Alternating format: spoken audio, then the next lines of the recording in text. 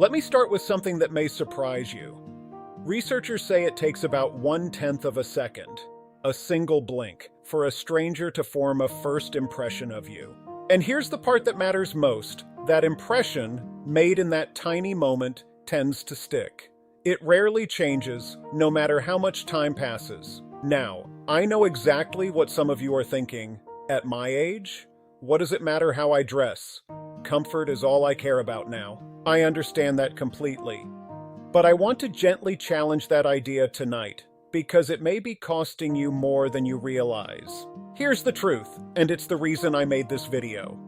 After a certain age, it's often not your years that make you look older. It's a handful of clothing habits, small, everyday choices, that quietly add 10 years to how the world sees you. Tonight, I'll show you exactly what they are and what to do instead. We'll look at the data and the simple shifts that restore your dignity. Because you deserve to be seen for who you are, not just a number on a calendar. It's about how you feel when you look in the mirror. The numbers don't lie. How we present ourselves changes how we interact with the world around us. Let's find that trusted friend sitting across the table and tell a story that's both warm and honest. Before we begin, if these words find a place in your heart tonight, please take a moment to like this video and subscribe. It truly helps, and it means more than you know. Now, let's begin. The first habit that ages us is one almost everyone gets wrong. We reach for clothes that are too big and too loose, believing that baggy fabric hides the things we've become self-conscious about. A softer middle, thinner arms, a changing shape. It feels safe. It feels kind to ourselves. But here is the hard truth. Baggy clothing doesn't hide anything. It actually makes us look larger and shapeless. Instead of draping gracefully, an oversized shirt just hangs off the body like a curtain, and it swallows you whole.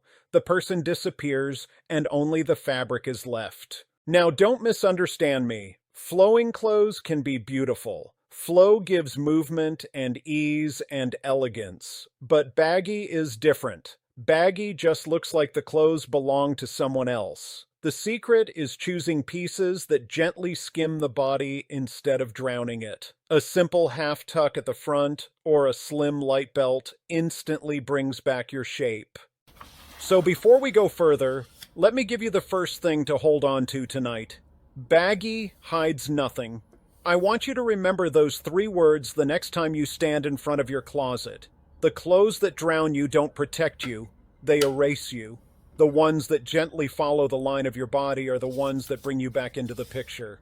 Skim the body, don't bury it. The second habit is one we almost never think about, yet it shows on our whole body. It's wearing the wrong shoes. So many of us pick out an outfit first and then choose shoes to match it, even when those shoes hurt. And let me tell you, there is little in life as miserable as aching feet. When your feet hurt, you can't stand tall. You hunch, you shuffle. Your back rounds forward, your shoulders curl in, and that posture, more than any wrinkle, is what makes a person look truly old.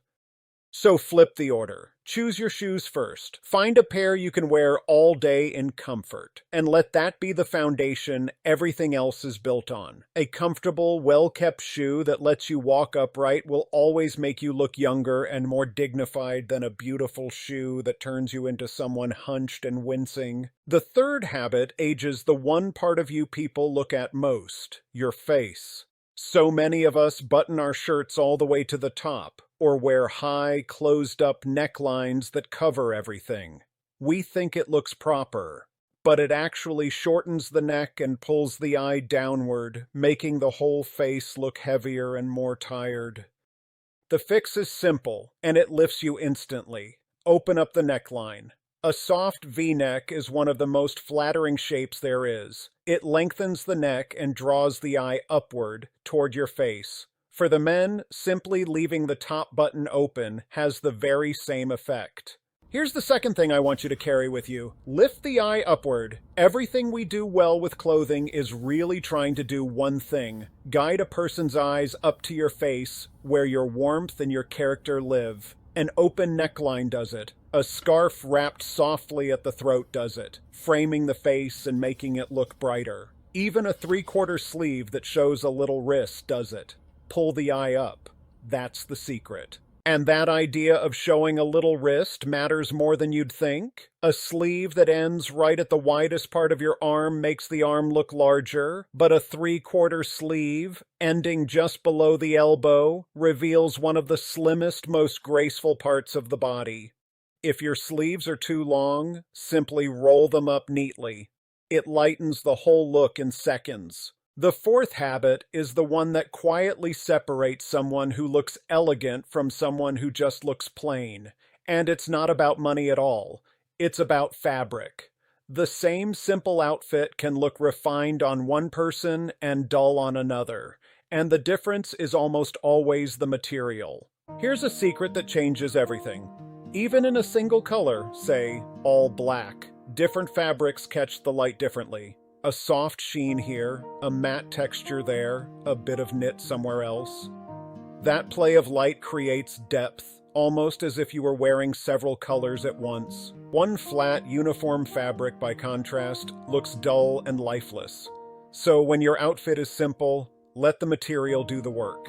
Choose natural, breathable fabrics that drape with you, soft cotton, linen, silk, a fine knit. And steer away from cheap, shiny synthetics that cling, wrinkle, and reflect light harshly. A good fabric moves with you, falls into place on its own, and makes everything look more expensive. It's about the quality of the fiber. And here's one finishing touch that costs almost nothing but transforms an outfit. Add 1 point of light. A single thing that catches the eye.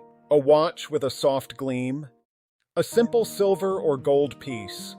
A polished pair of shoes. Just one small spark of shine, somewhere on you.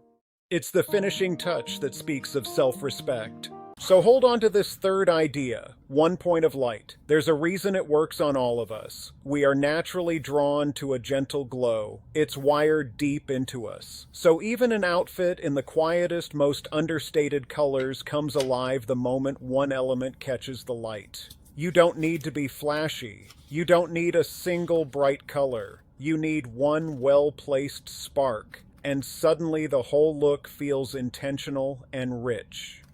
Now I want to talk about the fifth habit, and this one is less about clothes and more about how we treat ourselves, because it ages people more than anything I've mentioned. So many of us tell ourselves, I'll dress nicely once I lose the weight.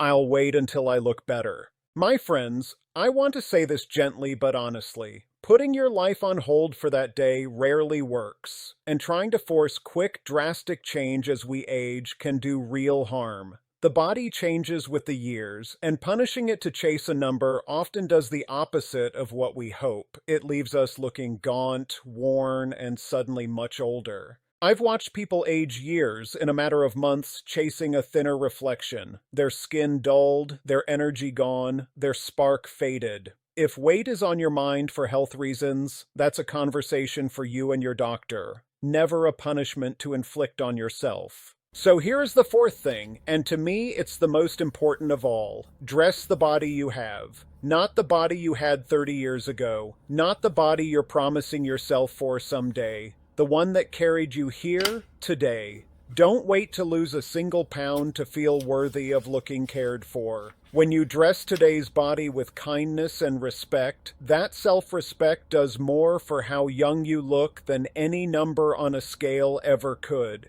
The sixth habit is the quietest of all, because we genuinely can't see it ourselves. It's letting our basic, everyday clothes slowly wear out without noticing. The shirt under the sweater, the collar, the everyday trousers, we see ourselves every single day, so the slow fading, the little stains, the worn cuffs all become invisible to us. So every so often, look closely, the way a stranger would. Check the collar, the cuffs, the underarms. Our most basic pieces take the most wear, so they age the fastest. The wise habit isn't buying expensive clothes. It's buying decent, good quality basics and gently replacing them before they look tired. clean, crisp, and simple will always look younger than fancy and frayed. And this brings me to the heart of everything I've said tonight. The real reason any of this matters. Clothing is a language. Without saying a word, what you wear tells the world your role, your standing, and something deeper still, how well you are caring for yourself. When an older person dresses with a little thought, clean, tidy, suited to who they are, it quietly says, I still know how to look after myself. I still have a hand on my own life. And here is something true and a little uncomfortable. How we care for ourselves teaches others how to treat us.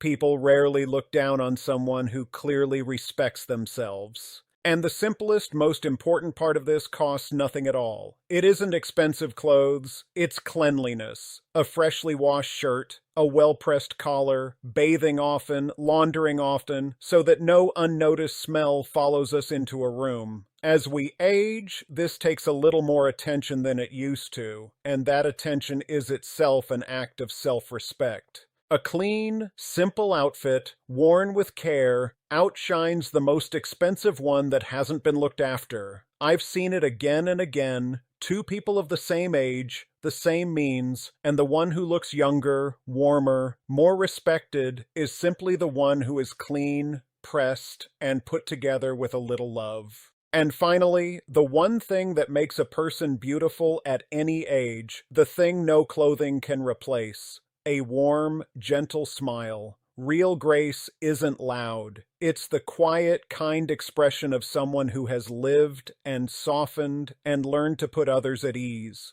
We've all met someone whose smile made us feel instantly welcome, and we never forget how that felt. That is what I wish for you, to become the kind of person who warms a room not with youth, but with the way you carry yourself. Thank you for staying with me to the end. If this video helped you, please like and subscribe, and if someone you love came to mind while watching, share it with them. It may be exactly what they needed to hear tonight.